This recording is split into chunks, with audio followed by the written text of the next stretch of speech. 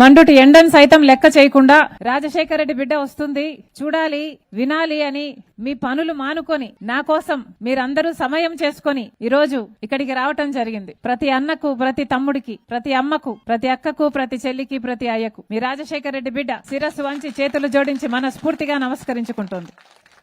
ఇక్కడ చాలా మందికి రాజశేఖర రెడ్డి గారి గురించి తెలుసు. రాజశేఖర రెడ్డి గారు ఒక వర్గానికి కాదు, ఒక కులానికి కాదు, ఒక ప్రాంతానికి కాదు, అందరినీ తన బిడ్డల్లా ప్రేమించాడు ముఖ్యమంత్రిగా. ఆరోగ్యశ్రీ అయితేనేమి, ఫీజు రీయింబర్స్మెంట్ అయితేనేమి, పావలా వడ్డీకే రుణాలైతేనేమి, 46 లక్షల మంది పేదలకు ఇల్లులు ఇవ్వడం అయితేనేమి, రైతుల రుణమాఫీ అయితేనేమి, ఉచిత విద్యుత్ అయితేనేమి, ఇలాంటి ఎన్నో పథకాలు అద్భుతంగా అమలు చేసి చూపించిన నాయకుడు రాజశేఖర రెడ్డి గారు. అవును, 108 కూడా జలయజ్ఞం కూడా. అప్పుడు రాజశేఖర రెడ్డి గారు ముఖ్యమంత్రిగా ఉన్నప్పుడు కాంగ్రెస్ పార్టీ మొదలుపెట్టిన పథకం ఉపాధి హామీ పథకం. అంటే ఏ పేదవాడైనా సరే పని కావాలి అని వాళ్ళ గ్రామ పెద్దలకు వెళ్లి పని అడుగుతే 15 రోజుల లోపల అలా పని ఇవ్వాలి, అలా 100 రోజులు ఇవ్వాలి. చేసిన పనికి వేతనం కూడా 15 రోజుల్లోనే చెల్లించాలి. ఇది ఉపాధి హామీ నియమం, ఉపాధి హామీ చట్టం చెప్తున్నది. రాజశేఖర రెడ్డి గారు ముఖ్యమంత్రిగా ఉన్నప్పుడు అద్భుతంగా చేసి చూపించారు ఈ పథకాన్ని. ఆ రోజుల్లో పైలట్ ప్రాజెక్ట్ గా రాజశేఖర రెడ్డి గారు ఉపాధి హామీ పథకాన్ని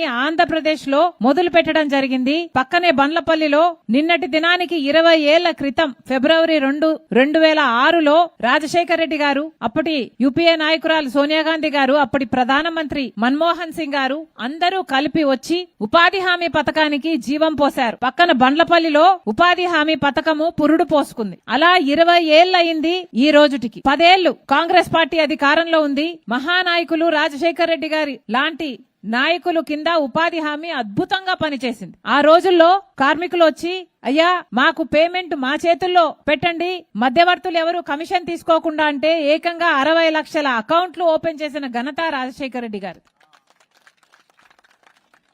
ఆడవాళ్ళు వచ్చి, అయ్యా మాకు కూడా సమాన వేతనం ఇవ్వండి, అంత పని చేయలేకపోయినా అని రాజశేఖర రెడ్డి గారిని అడిగితే రాజశేఖర రెడ్డి గారు వెంటనే ఆడవాళ్లకు కూడా సమానంగా వేతనాలు ఇవ్వాలి అని వెంటనే ఒప్పుకున్నారు. అలా ఆంధ్ర రాష్ట్రంలో రాజశేఖర రెడ్డి గారు విధి విధానాలు రూపొందిస్తే ఆ తర్వాత ఫేజ్ 2లో మిగతా ఎన్నో రాష్ట్రాలలో ఉపాధి హామీ అమలు చేసినప్పుడు ఇదే విధి విధానాలను పాటించడం జరిగింది. ఎన్నో పక్క రాష్ట్రాల నుంచి వచ్చి ఆంధ్ర రాష్ట్రంలో ఉపాధి హామీ ఎంత అద్భుతంగా జరుగుతుందా అని చూసి నేర్చుకొని అలా అమలు చేసి చూపించడానికి ప్రయత్నించారు. ఉపాధి హామీ పథకాన్ని ఒక్క దేశంలోనే కాదు విదేశాలలో కూడా, ఎందుకంటే ఇంతమందికి కోట్ల మందికి ఉపాధినిచ్చే పథకము ఉపాధి హామీ పథకం. ఇలాంటి పథకం అసలు ప్రపంచంలో ఎక్కడా లేదు. ఒక భారతదేశంలో కాంగ్రెస్ పార్టీ మాత్రమే అమలు చేసిన పథకం ఉపాధి హామీ పథకం.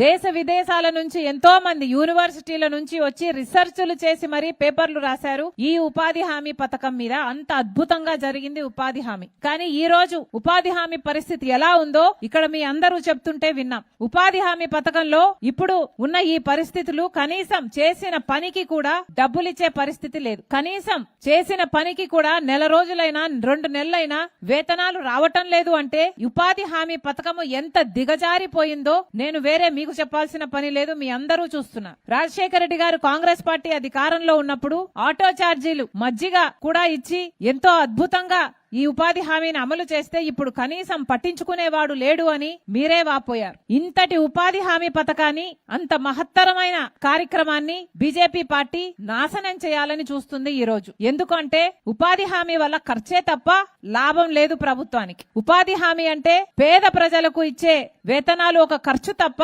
ప్రభుత్వానికి లాభం లేదు. బడా బడా నాయకులు లాభపడ్డమే బీజేపీకి కావాలి. కాబట్టి ఉపాధి హామీని నాశనం చేయాలని చూస్తుంది బీజేపీ పార్టీ. సంవత్సరానికి 86,000 కోట్ల రూపాయలు ఖర్చు పెట్టే పథకం ఈ ఉపాధి హామీ పథకం. అది మిగుల్చుకోవడానికే చూస్తుంది బీజేపీ పార్టీ. పేదవాళ్ళంటే వీరికి అక్కరలేదు. అందుకే ఇప్పుడు ఉపాధి హామీ పథకాన్ని తీసేసి ఏ ఉపాధి హామీ పథకానికి మహాత్మా గాంధీ పేరునిందో మహాత్మా గాంధీ జాతీయ గ్రామీణ ఉపాధి హామీ పథకం అన్న పేరు కలిగిన ఈ ఉపాధి హామీ పథకానికి ఇప్పుడు విబి గ్రామ్ అని పేరు మార్చి కొత్త చట్టం తెస్తోంది బీజేపీ పార్టీ. ఈ కొత్త చట్టంలో మహాత్మా గాంధీ గారి పేరు లేదు. ఈ కొత్త చట్టంలో పేదవాడికి ఆసరా లేదు. ఈ కొత్త చట్టంలో పేదవాడికి పని కల్పించండి అని అడిగే హక్కు లేదు. ఉపాధి ఇక హామీ కాదు. ఉపాధి వాళ్ళు ఇస్తే తీసుకోవాలట. ఉపాధి వాళ్ళు ఇవ్వకపోతే, వాళ్ళు పని ఇవ్వకపోతే నోరు మూసుకొని కూర్చోవాలి. అంటే ఆకలి చావులైనా చావాలి, లేకపోతే వలస వెళ్లిపోవాలి. ఇది వరకు ఉపాధి హామీ పథకంలో మీ గ్రామం నుంచి నుంచి గ్రామ సభలు పెట్టి ఈ గ్రామంలో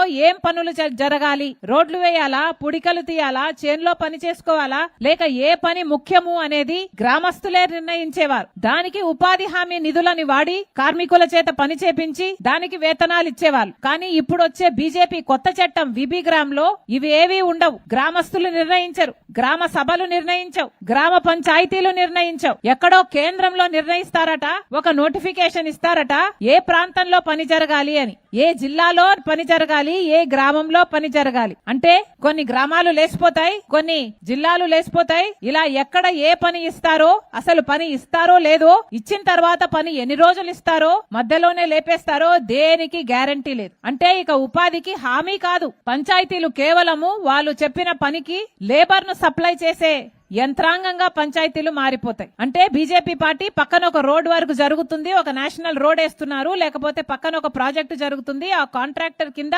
మీరందరూ లేబర్ గా వెళ్లి పని చేయండి అని బీజేపీ పార్టీ చెప్తే అప్పుడు గ్రామ పంచాయతీ లేబర్ సప్లై చేయడానికి మాత్రమే ఉపాధి హామీ కూలీలను వాడుకుంటుంది తప్ప ఉపాధికి హామీ ఉండదు. ఇది బీజేపీ చేస్తున్న ద్రోహం. అంతేకాదు ఇప్పటి నుండి మొత్తం డబ్బు కేంద్రం పెట్టుకోదట, 60% కేంద్రం పెట్టుకుంటుందట, 40% రాష్ట్రాలే పెట్టుకోవాలట. రాష్ట్రం పెట్టుకునే సత్తా ఉందా? మన ఆంధ్ర రాష్ట్రాన్ని తీసుకుందాం. మన రాష్ట్రము 40% ఖర్చు, ఉపాధి హామీ ఖర్చు భరించే సత్తా ఉందా? ఇది వరకైతే మొత్తం ఖర్చు కేంద్రానిదే. ఇది వరకు 500 కోట్లయితే సంవత్సరానికి ఉపాధి హామీ మన రాష్ట్రం ఖర్చు ఇప్పుడు 5,000 కోట్లు కాబోతుందన్నమాట.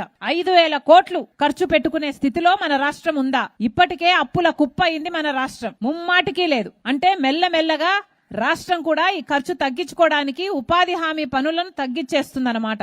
ఎందుకంటే 40% ఖర్చు రాష్ట్రం పెట్టుకోవాలి. ఇక రాష్ట్రమే పెట్టుకోపోతే కేంద్రం పెట్టుకోవాల్సిన అవసరమే లేదు. కాబట్టి కేంద్రానికి అయ్యే 60% ఖర్చు కూడా మిగిలిపోతుందన్నమాట. ఇది వీళ్ళు చేస్తున్న కుట్ర. ఇవన్నీ ఎదిరించాల్సిన అవసరం ఉంది. ఇవన్నీ మీ అందరూ కూడా ఎదుర్కోవాల్సిన అవసరం ఉంది. రాజశేఖర రెడ్డి గారు, కాంగ్రెస్ పార్టీ ఇలాంటి ఎంతో మహత్తరమైన నాయకులు అందరూ కలిసి పేదవాడికి ఉపాధి ఒక హామీ కావాలి, ఉపాధి ఒక హక్కు కావాలి, ఎప్పుడు పని కావాలంటే అడగగలగాలి, చేసిన పనికి వేతనాలు 15 రోజుల్లోనే రావాలి అని ఒక చట్టాన్ని చేస్తే ఆ చట్టాన్ని దుర్మార్గంగా బీజేపీ పార్టీ తీసేయాలని చూస్తుంది, నాశనం చేయాలని చూస్తుంది. కొత్త చట్టం తీసుకొచ్చి విబిగ్రామ్ అని గ్రామస్తులుగా మీ అందరూ కూడా ఎదుర్కోవాల్సిన అవసరం ఉంది.